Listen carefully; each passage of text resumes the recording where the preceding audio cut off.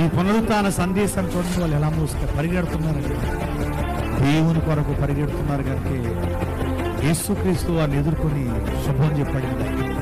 ఈరోజు నువ్వు పరిగెత్తు, ప్రభు వారు నీకు శుభం కలుగుద్ది. దేవుని పని విషయంలో పరిగెత్తండి, శుభం కలుగుద్ది. పాస్టర్ గారు నాకు శుభం కలగట్లేదండి, ఎటు వెళ్ళిన శ్రమ కలుగుతుంది, కీడు వస్తుందని భయపడుతున్నారేమో. నువ్వు ఆయన వైపు పరిగెత్తు, శుభం కలుగుద్ది. శుభం వెనకాల నీవు కాదు, శుభం నీ వెనకాలే పరిగెత్తుని వస్తుంది. హల్లెలూయా. ఏమండి, మన వెనకాలే వస్తుంది.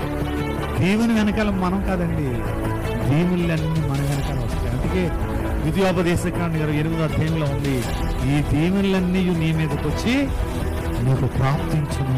ఎప్పుడంటే ఆయన మాట విన్నప్పుడు.